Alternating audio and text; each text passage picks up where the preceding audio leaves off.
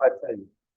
Case study को reading करने का पर्पस, या हम लोग बताते हैं कि कैसे आप जो है ना केस स्टडी रीडिंग करोगे, और पर्पस भी उसका क्या है वो भी बताते हैं। मगर याद रखिएगा, जब कभी आप केस स्टडी रीड कर रहे हो तो इधर जो है आप डिटेल एनालिसिस करते जाएंगे। कैसे करेंगे वो देखते हैं।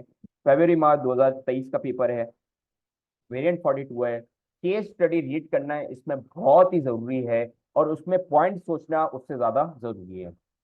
तो 8 मिनट के अंदर हम लोग कैसे इसको अटेम्प्ट कर सकेंगे, क्योंकि अभी हम लोग ने प्रीवियस वीडियो के अंदर देखा है कि टाइम मैनेजमेंट के हिसाब से, मगर कैसे आप जो है ना मैनेज करोगे 8 मिनट, वो जरा देखिएगा। ठीक है। अच्छा जी, पढ़ना स्टार्ट करते हैं। Support to you, STU।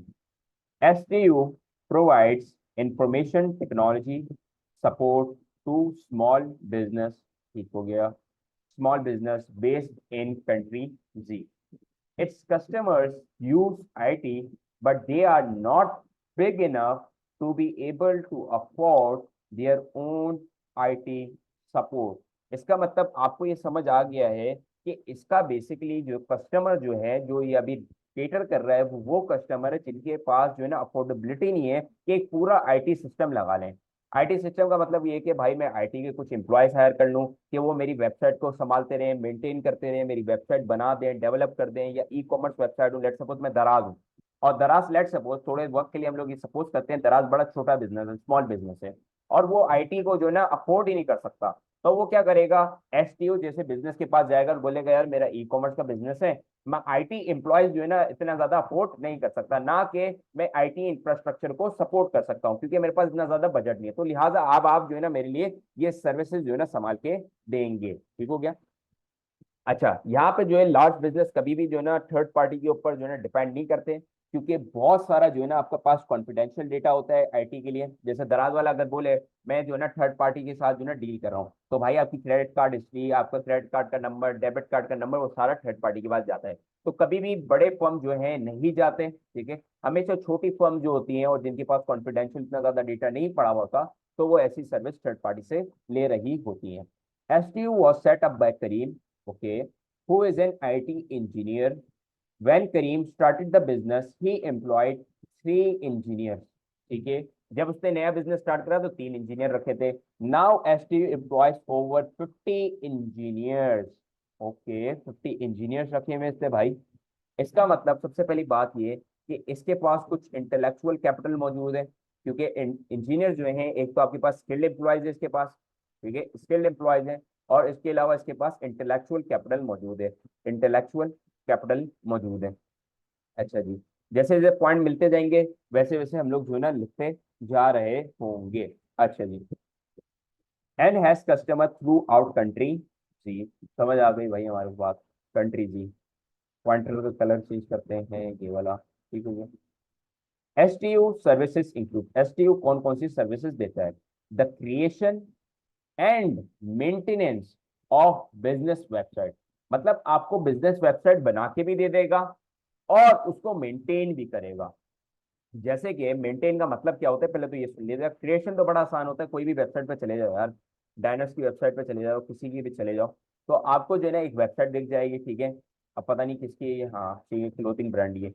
तो हम लोग बोलते हैं यार हमारे को जो है ना लेट सपोज वेबसाइट चाहिए, डायनस वाले भी किसी के पास गए होंगे, उन्होंने बोला होगा हमारे को वेबसाइट चाहिए, तो उन लोगों ने क्या करा होगा, एक वेबसाइट जो है ना आपको बना के दे दी होगी। UI अच्छी होनी चाहिए, UX अच्छी होनी चाहिए, फलाना ढिमकाना, ये सारी बातें उस पर की होगी। अच्छा जी। अब हम आ जाते हैं वापसी इस पे।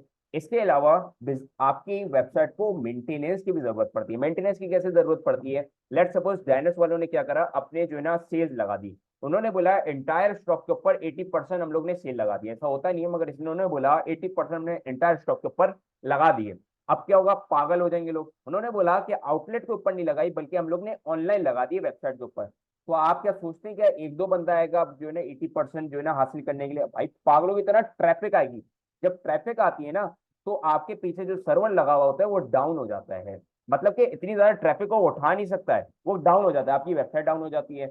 जिसके लिए आपको मेंटेनेंस की जरूरत पड़ती है, ऐसे जो है ना आईटी सर्विसेज की जरूरत पड़ती है कि वो over the period of time जो है ना आपको सपोर्ट करते रहे और आपकी वेबसाइट को मेंटेन करते रहे, कि इतनी ज्यादा ट्रैफिक को भी वो हैंडल कर लें।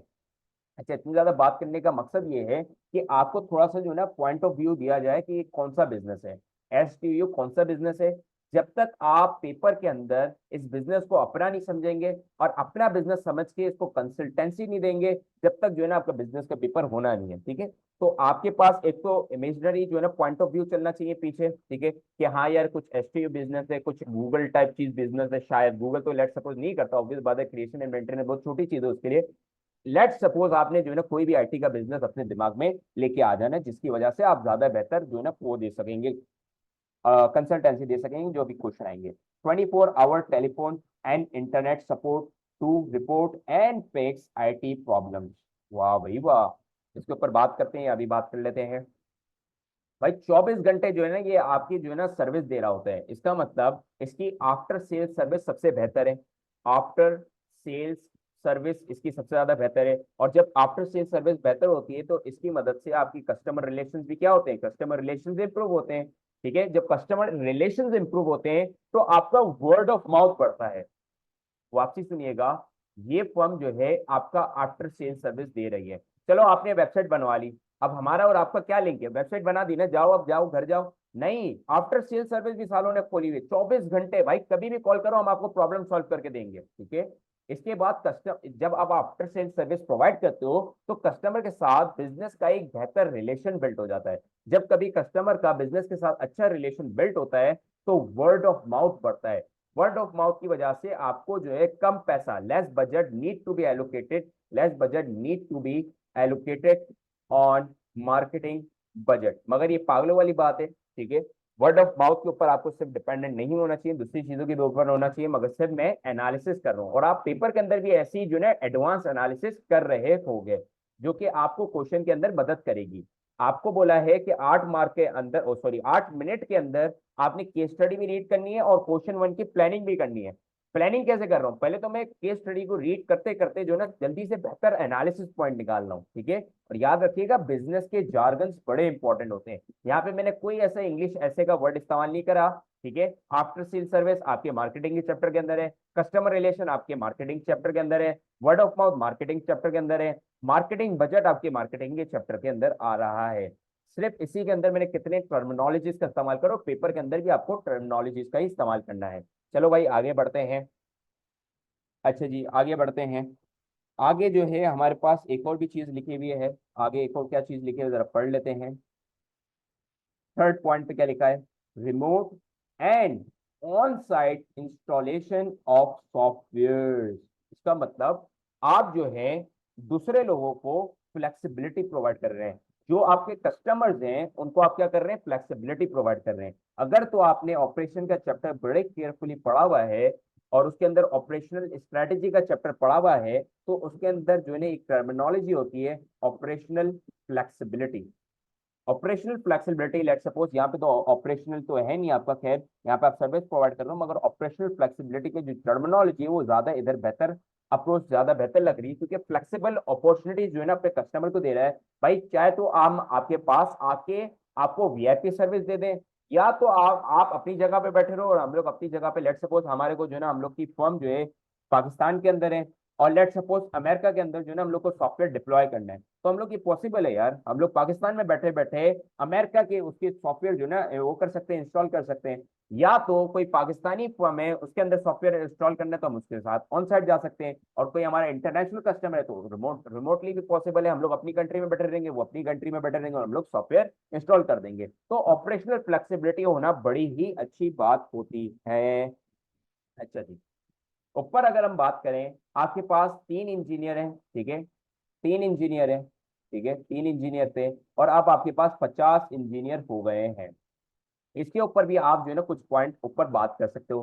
कैसे बात कर सकते हो, सबसे पहले तो हायरार्कल स्ट्रक्चर क्या है इसका, ये हमारे को नहीं बताया इसने। हायरार्कल स्ट्रक्चर क्या है इसने, ये भी नहीं बताया हमारे को।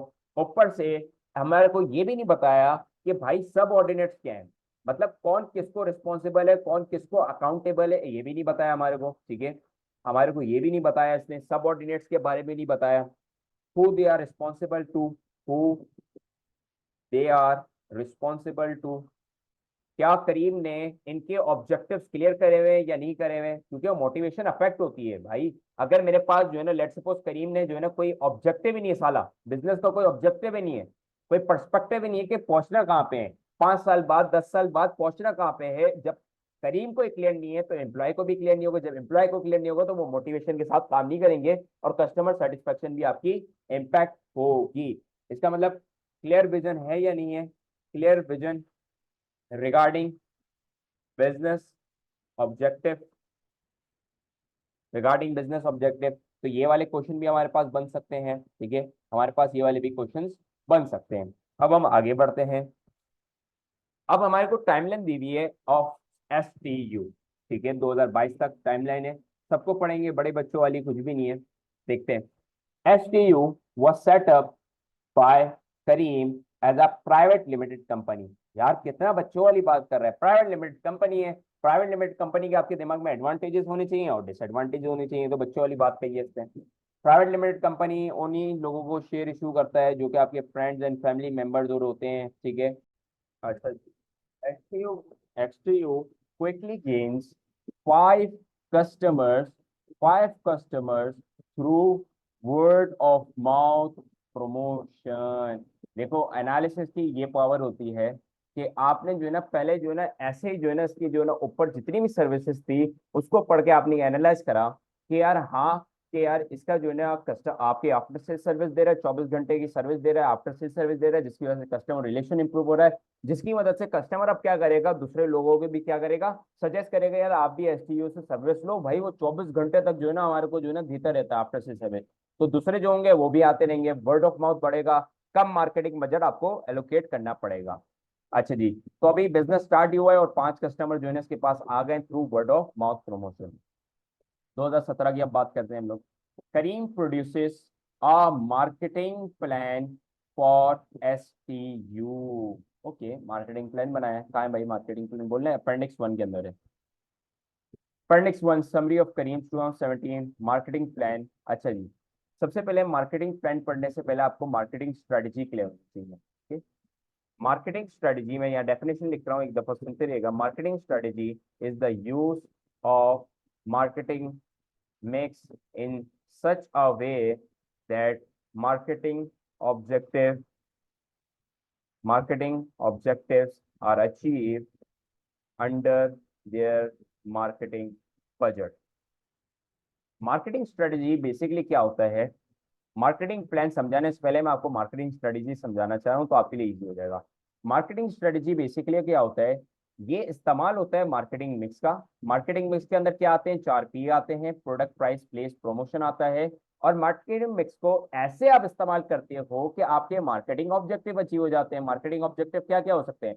यार मुझे जो है ना अपनी सेल्स रेवेन्यू बढ़ानी है, मुझे अपने मार्केट शेयर बढ़ाने हैं, अपने हमारे को जो है ना कंपैरेटिव एडवांटेज हासिल करना है, या कुछ भी हो सकता है, हमारे को इंटरनल इकोनॉमी हासिल करनी है, हमारे को जो है ना डिस्काउंट स्किल से बाहर निकलना है, कुछ भी ऑब्जेक्टिव आपका हो सकता है, are achieve under their marketing budget. और ये सारे ऑब्जेक्टिव आप अपने बजट के अंदर रहते रहते जो है ना अचीव करते हो। इसका मतलब अब जो आप प्लान पढ़ोगे इसके अंदर आपकी 3 चीजें एटलीस्ट आनी चाहिए। पहली चीज क्या आनी चाहिए? आपके पास मार्केटिंग मिक्स आना चाहिए, प्रोडक्ट, प्राइस, प्लेस, प्रमोशन आना चाहिए। दूसरी जो चीज आनी चाहिए वो मार्केटिंग ऑब्जेक्टिव आना चाहिए। और तीसरी जो चीज है वो आपके पास मार्केटिंग बजट आना चाहिए। आगे नीचे पढ़ते हैं अब हम। ऑब्जेक्टिव। अच्छा, सबसे पहले ये ऑब्जेक्टिव बता रहे हैं, इसका मतलब पहली चीज तो हमारे को क्लियर हो गई है, देख ले भाई, ऑब्जेक्टिव हमारी क्लियर हो रही है। ऑब्जेक्टिव क्या है? To grow the number of businesses using STU service. इसका मतलब ये बोल रहा है कि हमारे को अपने कस्टमर बढ़ाने हैं। क्या आप ये सोचते हैं जो भी इसने अभी कहा है, क्या वो ऑब्जेक्टिव स्मार्ट के ऊपर बेस करता है या नहीं करता? स्मार्ट मतलब कि आपका ऑब्जेक्टिव जो है स्पेसिफिक होना चाहिए, आपका ऑब्जेक्टिव स्पेसिफिक होना चाहिए। एम का मतलब कि आपका ऑब्जेक्टिव मेजरेबल होना चाहिए, मेजरेबल होना चाहिए, इसका ऑब्जेक्टिव मेजरेबल नहीं है। दूसरा, क्या वो अचीवेबल है या नहीं है, अचीवेबल है या नहीं है। इसके अलावा क्या आपका ऑब्जेक्टिव रियलिस्टिक है या नहीं है, क्या आपका ऑब्जेक्टिव टाइम फ्रेम है या नहीं है। टाइम फ्रेम तो मुझे कहीं नजर नहीं आ रहा। इसने सिर्फ ये बोला कि हमारे को कस्टमर बढ़ाने हैं। भाई भाई कस्टमर बढ़ाने, इसके अलावा और क्या करना है? आपकी कैसे जो है ना आप उसको मेजर करोगे, मतलब कि कैसे आप पता लगाओगे कि भाई हमारे कस्टमर बढ़ रहे नहीं बढ़ रहे, कैसे पता लगाओगे, कैसे आप इसको अचीव करोगे? क्या वो ऑब्जेक्टिव जो आपने सेट करा है क्या वो रियलिस्टिक है, कर भी सकते हो नहीं कर सकते हो। लेट्स सपोज आप बोलो मेरे पास जो है ना सेल आज लाख रुपए की है, और कल जो है ना मैं जो है ना 5 लाख रुपए की सेल कर दूंगा, या मैं $50 मिलियन की सेल कर दूंगा। पॉसिबल ही नहीं, रियलिस्टिक ही नहीं, पागल वाली बात कर रहे हो। इसके अलावा हम लोग देखते हैं कि टाइम फ्रेम कितना है भाई, 1 साल में करोगे, 2 साल में, 3 साल में, 4 साल में, 5 साल में, ठीक हो गया। आगे बढ़ते हैं। ऑब्जेक्टिव की बात कर ली, अब ये बात कर रहे हैं आपकी रिसोर्सेज की बात है। अच्छा जी, रिसोर्सेज के अंदर क्या बात कर रहे हैं, लिमिटेड मार्केटिंग बजट। लो भाई ये लो, मार्केटिंग बजट भी आपके पास आ गया है, ठीक है, मार्केटिंग बजट भी आपके पास आ गया है। मार्केटिंग बजट बोल रहा है लिमिटेड है अपन के पास। अच्छा जी, मार्केटिंग बजट क्यों लिमिटेड है, क्योंकि उसने बोल दिया है, पहले इससे सोच लिया, जरा देखेगा कि आपके जो है ना आफ्टर सेल सर्विस हो रही है, ठीक है, ऊपर से इसको कस्टमर ही 5 मिल गए वर्ड ऑफ माउथ से, तो इसने बोला यार क्यों जो है ना अपन जो है ना स्पेंड करे इतनी प्रमोशन के ऊपर जो है ना पैसा खर्च करें, ठीक है। पैसा कौन ही खर्च करे, ठीक है, क्योंकि हमारे को वर्ड ऑफ माउथ की तरफ से कस्टमर मिल रहे हैं। लिमिटेड बजट जो है ना मार्केटिंग के ऊपर लगा रहा है। But one IT engineer has skills, मगर एक इनके पास एक आईटी इंजीनियर है, उसके पास जो है ना ये वाली स्किल्स हैं। किस चीज की स्किल है, ये मार्केटिंग डिजाइन करने की उसके पास स्किल्स हैं। उसको जो है ना ये लोग काम दे रहे हैं, है skills in designing online marketing. क्या ये एक अच्छी बात है या बुरी बात है? बिल्कुल ये फारिग बात है कि भाई आपने अपना रिसोर्स की बात करना चाह रहा हूं मैं। रिसोर्स के अंदर क्या है कि आपके पास वन आईटी इंजीनियर है, अब तुम उसको क्या करवा रहे हो, मल्टीटास्किंग करवा रहे हो। हाँ एम्प्लॉय के लिए अच्छे है, वो ग्रो करेगा एक्स वाई जी, हाँ हाँ बड़ा मजा आएगा। मगर आप मुझे ये बताओ कि अपॉर्चुनिटी कॉस्ट कितनी इन्वॉल्व है उसके अंदर। ये तो डिसीजन है ना आपका, और हर डिसीजन के अंदर अपॉर्चुनिटी कॉस्ट शामिल होती है। तो आप मुझे ये बताओ अपॉर्चुनिटी कॉस्ट कितना है। अगर वो मार्केटिंग ही कर लेगा तो भाई अपना जो स्पेसिफिक टास्क है, आईटी इंजीनियर है तो इंजीनियरिंग का काम कब करेगा भाई। अपॉर्चुनिटी कॉस्ट आ गई। दूसरी बात ये कि भाई उसके पास वर्क का बर्डन कितना बढ़ जाएगा, वर्क बर्डन कितना बढ़ जाएगा उसके ऊपर, ठीक है। ये भी बात कर सकते हैं हम लोग कि भाई बताओ वर्क बर्डन कितना बढ़ेगा। एक तो वो ऊपर से आईटी इंजीनियर भी है, आप लोग उसको ऑनलाइन मार्केटिंग भी करवा रहे हो, ऊपर से उसके ऊपर वर्क बर्डन बढ़ जाएगा। ऊपर से ये वाले कॉन्सेप्ट को हम लोग कहते थे जॉब इनलार्जमेंट। जॉब इनलार्जमेंट कब होता था, जब आपका बंदा एक स्किल सेट काम कर रहा हो और उसको जो है ना एडवांस स्किल सेट का काम हम लोग प्रोवाइड करते हैं, बोले भाई ये भी करके दे दो, ठीक है। तो आपके पास ये थोड़ी सी एनालिसिस आ गई है। इसके बाद आपके पास सेकेंडरी रिसर्च आ रही है। जरा सुनिएगा, सेकेंडरी रिसर्च में जज्बाती नहीं हो जाएगा, सेकेंडरी रिसर्च के नुकसान और ये सारे फायदे और ये बताना स्टार्ट नहीं कर दिएगा। सबसे पहले सोचिएगा कि सेकेंडरी रिसर्च हमेशा प्राइमरी रिसर्च करने से पहले की जाती है। क्यों सेकेंडरी रिसर्च प्राइमरी रिसर्च से पहले की जाती है, क्यों बताते हैं। सेकेंडरी रिसर्च प्राइमरी रिसर्च करने से पहले इसके लिए की जाती है कि आपको मार्केट के बारे में जो है ना पता चले, ठीक है। सबसे पहले तो आपको पता चले मार्केट के बारे में इंफॉर्मेशन। इंफॉर्मेशन किस बारे में, कि भाई आपके जो है ना आप किस कस्टमर सेगमेंट को जो है ना अट्रैक्ट करना चाह रहे हो, किस कस्टमर सेगमेंट को अट्रैक्ट करना चाह रहे हो, आपकी कौन सी नीश मार्केट है जिसको आप अट्रैक्ट करोगे, ठीक है। ऐसा तो नहीं आज मैंने वो जो है ना उठाया पेज पेन पेपर उठाया और जो है ना मैं निकल गया और सबसे पूछ रहा हूँ जी बताएं आपको एसटीओ की सर्विस अच्छी लगती है बुरी लगती है, ठीक है। बड़ी फारिक बात है। अब आप तो कोई भंगी से भी पूछ लोगे, या आपके जो है ना आपसे फील्ड से रिलेटेड कोई बंदा नहीं होगा, आपका कस्टमर हो ही नहीं सकता, वो पोटेंशियल कस्टमर है ही नहीं, ठीक है। लेट्स सपोज चीज की दुकान वाला है वो बंदा, ठीक है, वो टॉफीज वॉफीज बेचता है और जो है ना चिप्स विप्स बेचता है, या किराने की शॉप वाला है, उससे जाके आप पूछ रहे हो जी भाई एसटीयू की सर्विस आप क्यों नहीं लेते हैं, बोलेगा भाई आगे पीछे हो जाओ वैसे कस्टमर खड़े हुए हैं, ठीक है। तो सबसे पहले हमारे को नीश मार्केट हमारी तलाश करनी पड़ेगी कि क्वेश्चन जाके किससे पूछूं मैं, किससे जाके मैं क्वेश्चन पूछूं, क्योंकि भाई आपकी प्राइमरी रिसर्च के अंदर आप इंफॉर्मेशन कलेक्ट करते हो जो कि हायर अथॉरिटी के पास जाते हैं, और फिर वो क्या करते हैं डिसीजन मेकिंग करते हैं। अगर आपकी फारिग इंफॉर्मेशन होगी तो उस बेसिस के ऊपर हमारी डिसीजन मेकिंग होगी, जिसकी वजह से हमारा बिजनेस फेल हो सकता है, हमारा डिसीजन मेकिंग गलत हो सकता है। तो हमारे को क्या करना पड़ता है कि हमें जो है स्पेसिफिक कस्टमर के बारे में जानकारी हासिल करनी होती है। आपको एक मिसाल देता हूँ, लेस के बराबर में ओए ओए का स्टैंड जो है ना लगा हुआ था, ठीक है। जब उन लोग ने नई जो है ना मार्केटिंग करना स्टार्ट करी थी, वो बेसिकली जो है ना आपकी लोकल मार्केटिंग थी, उन लोग ने ओए ओए वालों ने लेस के बराबर में स्टैंड लगाया। और ऐसा नहीं है कि उन लोग जो है ना नागन चौरंगी पे जाके लगा दिया, नहीं, उन लोग ने जो है डीएचए के अंदर जो है ना लेस का स्टैंड था उसके बराबर में जो है ना ओए ओए का स्टैंड लगाया था। और वहां पे जो है ना एक बंदा खड़ा होता क्वेश्चनरी लेके, और वो जो है ना लोगों को चिप्स चखवा रहा था, ठीक है। बड़ी मिसाल ये मैं देता रहता हूँ, ठीक है, क्लास के अंदर। तो आप लोग को पता होगा, ऑब्वियस बात है कि आपकी जो है ना बड़ी अच्छी जो है ना उन लोग ने मार्केटिंग करी थी ओए ओए वालों ने, और बहुत सारे कस्टमर अट्रैक्ट भी होते उससे। तो सबसे पहले जो इंपॉर्टेंट चीज होती है वो है सेकेंडरी रिसर्च, कि आप पहले मार्केट के बारे में इंफॉर्मेशन हासिल करो।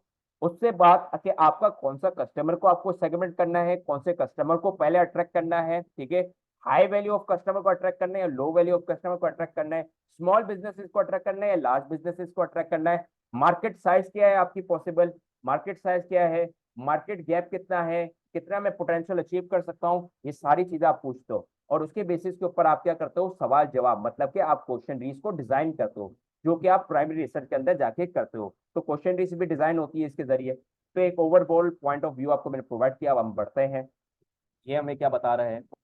Secondary research, 94% of business use IT systems. ओहो, अच्छा, इसका मतलब इसको हम लोग मार्केटिंग की जबान में क्या कहते हैं, मार्केट साइज कहते हैं हम लोग इसको, ठीक है, क्या कहते हैं, मार्केट साइज कहते हैं इसको हम। 94% मार्केट साइज है कि भाई इतना बड़ा जो है ना आपके पास पोटेंशियल मौजूद है। बट ओनली 57%, आप क्या बोल रहे हैं, but only 57% of the businesses have specialist IT support. इसका मतलब अगर मैं यहाँ पे छोटी सी कैलकुलेशन आपको करूं और आपका दिमाग अगर चल जाए, अगर आपका दिमाग चल जाए, भाई लगा दो कैलकुलेटर। अच्छा, ओवरऑल मार्केट के अंदर पोटेंशियल कितनी है, 94 की है। 94 में से 57 बिजनेस के पास जो है ना स्पेशलिस्ट आईटी सपोर्ट है। इसका मतलब आपके पास कितनी जो है ना पोटेंशियल बच गई है मार्केट के अंदर, 37% की पोटेंशियल बच गई है आपकी मार्केट के अंदर। और अगर मैं 100 से माइनस करूं 57, तो 43% तो एटलीस्ट आपके पास मौजूद है। 43% जो है ना एटलीस्ट आपके पास मौजूद है पोटेंशियल। 43% जो है ना मार्केट गैप है आपकी मार्केट के अंदर, मार्केट गैप मौजूद है, ठीक है, मार्केट गैप आपकी मार्केट के अंदर मौजूद है। इसका मतलब ये है कि एसटीयू इतनी मार्केट गैप को कैटर कर सकता है। आगे बढ़ते हैं। Primary research, survey of a businesses to identify why they do not currently use STU service. अब इसने जो है ना प्राइमरी रिसर्च कैरी आउट करी और लोगों से पूछा कि आप भाई बताओ कि एसटीयू की सर्विस क्यों इस्तेमाल नहीं करते हो। पहला, have own IT support employees. अब ये देखो, इसने तो पहले ही ये जानकारी हासिल कर ली है भाई, ये देख लो 94% पहले वो जो है ना इससे जानकारी हासिल कर ली है, वही सेम जो है ना लाइन उसको पता चली। तो इसका मतलब आपको अब इंपॉर्टेंस पता चल रही है, क्यों सेकेंडरी रिसर्च आप पहले ही कर लेते हो, क्या आपको पहले से ही पता हो ये सारी इन्फॉर्मेशन, तो बड़ी बकवास इंफॉर्मेशन है। अब हम आगे बढ़ते हैं। एसटीयू इज अननोन, ऑब्वियस बात है भाई, जब आप वर्ड ऑफ माउथ के ऊपर डिपेंड करते रहोगे पागलों की तरह, तो कैसे आपकी ब्रांड अवेयरनेस होगी, कौन आपको जानेगा। आप तो उन्हीं के दरमियान में हो कि कस्टमर जो है अपने दोस्त को बता रहे, तो उसका दोस्त आपको हायर कर रहा है, फिर दूसरा आपका वो जो है ना आगे रेफर करता है, ऐसे वर्ड ऑफ माउथ चल रहा है। आपकी तो ब्रांड अवेयरनेस नहीं है, ब्रांड रॉयल्टी नहीं है, ब्रांड ट्रस्ट नहीं है, किसी को पता ही नहीं है एसटीयू के बारे में, ठीक है। अगर आपके मुल्क के अंदर कोई भी एक अननोन फर्म आ गई, क्या आपको, आप ऐसे ही ट्रस्ट करना उसको पर स्टार्ट कर दोगे, उसकी सर्विस बाय करोगे, नहीं भाई, मैं पहले उसकी जानकारी हासिल करूंगा, वो कहीं और सा है, मल्टीनेशनल बिजनेस है, क्या उसका है, क्या ऑपरेशन उसके कितने हैं, वो कौन से ग्रुप से लिंक करा हुआ है, वो सारी इंफॉर्मेशन लेता हूँ। और एसटीओ जो है अननोन है, will prefer a more establish brand, और कस्टमर जो है स्टैब्लिश ब्रांड की तरफ जा रहे हैं। इसका मतलब हम लोग यहाँ पे लैक कर रहे हैं। लैक किस बारे में कर रहे हैं, एसटीओ किस बारे में लैक कर रहा है, कि मार्केटिंग मार्केटिंग स्पेंडिंग उसकी लो है, मार्केटिंग स्पेंडिंग लो है। इसके अलावा इसकी जो है ना अवेयरनेस भी लो है, जिसे हम कहते हैं ब्रांड अवेयरनेस इसकी लो है। इसके अलावा ब्रांड ट्रस्ट इसका लो है, ठीक है, ब्रांड ट्रस्ट इसका लो है।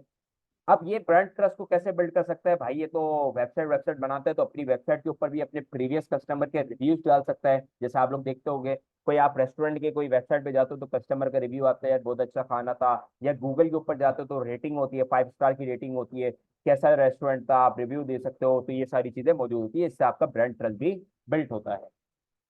एसटीयूज प्राइस आर टू हाई। अच्छा भाई, एसटीयू के प्राइसेस बहुत ज्यादा हाई है।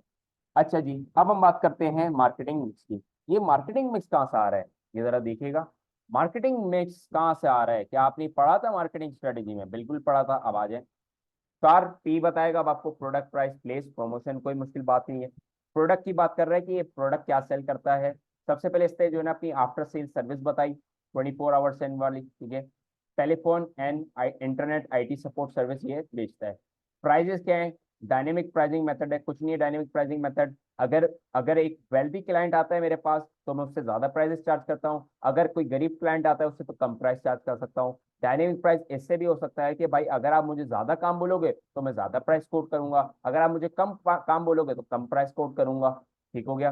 प्रमोशन कैसे होती है भाई, इसकी सेल्स प्रमोशन होती है, डायरेक्ट प्रमोशन होती है, डिजिटल प्रमोशन, मगर ये नहीं बता रहा कितने पैसे लगते हैं। ऊपर से जो प्रमोशन कर रहा है वो हमारा आईटी इंजीनियर कर रहा है, तो आप पता लगा सकते हो कैसी प्रमोशन इसकी चल रही है। Place services offer directly to a small business. सही है। आगे बढ़ते हैं हम लोग, और 2017 हो गया, 2016 हो गया हमारे पास। अब हम आ जाते हैं 2018 के ऊपर। 2018 के अंदर ये क्या बताना चाह रहा है जरा देखते हैं। Karim becomes a well known IT consultant on television. अब आ जाओ मेरे भाई, इससे ब्रांड ट्रस्ट कैसे गेन करना स्टार्ट करा। ये जो है ना टेलीविजन पे आना स्टार्ट हो गया है। जब आप टेलीविजन पे आते हो तो मास अमाउंट ऑफ पब्लिक जो है आपको देख रही होती है, ठीक है। अच्छा जी। अब क्या कर रहा है ये टेलीविजन पे आके जो है ना क्या कर रहा है, ब्रांड ट्रस्ट गेन कर रहा है, और बोल रहा जाओ अपेंडिक्स 2 देख के आओ। चलो भाई आज अपेंडिक्स 2 देखते हैं। An extract from an 2018 STU press release. Kareem is the new face of a daytime television, ठीक है, daytime television, as he becomes an IT expert on Channel 17 morning programme. माशाल्लाह, मॉर्निंग प्रोग्राम पे आ रहा है, ठीक है। मॉर्निंग प्रोग्राम पे आ रहा है, तो पाकिस्तान के अंदर वैसे इतने सारे मॉर्निंग प्रोग्राम चलते रहते हैं, ठीक है, जरा देख लेते हैं। मॉर्निंग प्रोग्राम, ठीक है, बहुत सारे मॉर्निंग प्रोग्राम होते हैं। एक दफ़ा मैं आपको जो है ना वो पॉइंट ऑफ व्यू दे दूं कि क्या चीज़ चल रहा है इसका। इसमें से एक बंदा जो है ना करीम बैठा हुआ है आपका, ठीक है। मॉर्निंग प्रोग्राम्स आ गए आपके, ठीक है, मॉर्निंग प्रोग्राम चल रहा है, ये करीम साहब है, ठीक है। और ये क्या करते हैं, सुबह आके जो है ना आईटी की नॉलेज देते हैं लोगों को। ठीक हो गया। अच्छा जी, कहाँ गए हम लोग, यहाँ पर। अच्छा जी। और जो है ना लोग देख रहे हैं कि यार ये कौन बंदा है, कहाँ से आया है। Karim, managing director of Support to You, will bring his expertise in solving IT problems on to your television screen every week. भैया आप मुझे ये बताओ, साला यही मॉर्निंग प्रोग्राम कर लेगा तो बिजनेस को ऊपर कौन फोकस करेगा। बिजनेस तो वैसे ही बेचारा हल्का ढुल्का चल रहा है इसका, तो बिजनेस के ऊपर कौन फोकस करेगा। तो भाई हम लोग ये बात कर सकते हैं कि बिजनेस के ऊपर फोकस कौन करेगा। दूसरा ये डिसीजन मेकिंग कौन करेगा भाई, अगर ये मॉर्निंग प्रोग्राम पे बैठा रहेगा, डिसीजन मेकिंग कौन करेगा। आगे बढ़ते हैं। 2018 भी हमारे पास हो गया, ठीक है। 2018 till 2021, STU continues to expand as the brand becomes more well known। अब करीम को सब देख रहे हैं टेलीविजन के ऊपर और क्या कर रहे हैं, एसटीयू की तरफ इंक्लाइन कर रहे हैं। इसका मतलब ये लोग क्या कर रहे हैं, ब्रांड ट्रस्ट बिल्ड कर लिए, इसने ब्रांड ट्रस्ट बिल्ड कर लिए। जाओ देखो अपेंडिक्स 3 को। हाँ, अपेंडिक्स 3 को आ जाओ। ओ तेरी खैर। देखो भाई, 2018 के अंदर जरा सेल्स देखो आप, 11 मिलियन डॉलर, और 2021 के अंदर सेल्स देखो 100 मिलियन डॉलर। इसका मतलब जो टेलीविजन की जो इसकी स्ट्रेटेजी थी वो कामयाब हो गई है। ठीक है, मॉर्निंग प्रोग्राम पे आ रहा है, ब्रांड ट्रस्ट बिल्ड कर रहा है, ब्रांड लॉयल्टी हो रही है, लोग आ रहे, ट्रस्ट बिल्ड हो रहा है। क्योंकि हम जितना लोगों को टेलीविजन के ऊपर देखते हैं उनके ऊपर ट्रस्ट करते हैं, वो शायद जो है ना अपने जब कुछ बोल रहा होगा, लेट सपोज जो है ना आईटी को ही जो है ना प्रॉब्लम समझा रहा है किसी लोग को, तो वो ये भी बोलता होगा कि यार आप हमारे से सर्विस ले लो, कुछ भी जो है ना वो पिच करता रहता होगा अपने आइडिया को, ठीक है। इसके अलावा आपकी प्रॉफिट मार्जिन जो है 6% से 2% पे चले गए। इसका मतलब पर यूनिट जो कस्टमर को आप चार्ज कर रहे हो अब कम कर रहे हो, क्योंकि आप डायनेमिक प्राइसिंग पे चलते हो ना मेरे भाई। आप क्या कर रहे हो, डायनेमिक प्राइसिंग पे चल रहे हो। क्या पता ये किसी मॉर्निंग प्रोग्राम पे जाके जज्बाती हो गया और बोला हो हम आज के दिन जो है ना हम लोग पूरे महीने जो है ना डिस्काउंटेड ऑफर चलाते रहेंगे और आपसे जो है ना हम लोग 50% ऑफ देंगे, और सारे कस्टमर आ गए हो, क्योंकि इनकी तो डायनेमिक प्राइसिंग है ना। डायनेमिक प्राइसिंग का मसला ये होता है कभी ज्यादा चार्ज करो कभी कम करो। क्या पता जो है ना फकीर वाले कस्टमर आ रहे हैं, फकीर का मतलब कम वैल्यू वाले कस्टमर आ रहे हैं, बेचारे के पास इतनी अफोर्डेबिलिटी नहीं है, तो उसने बोला चलो यार चलो एटलीस्ट चला लो, ठीक है। तो बहुत सारे रीजन हो सकते हैं कि क्यों आपके प्रॉफिट मार्जिन फॉल हो रहा है। फिर इसके अलावा मार्केट शेयर की बात करें तो मार्केट शेयर तो है 5 से 28% पे। आपको ये पता होना चाहिए, अगर किसी फर्म के पास 25% से ज्यादा मार्केट शेयर है तो वो मोनोपोली बन जाता है, उसे हम लोग मार्केट लीडर भी कहते हैं, और मोनोपोली भी वो बन जाता है। एटलीस्ट उसके पास 25% होने चाहिए, और एटलीस्ट हमारे पास एसटीयू के पास अकेले ही 28% है, इसका मतलब ये मार्केट लीडर बन चुका है। आईटी इंजीनियर एम्प्लॉयड पहले 20 थे, फिर आपके पास 50 हो गए हैं।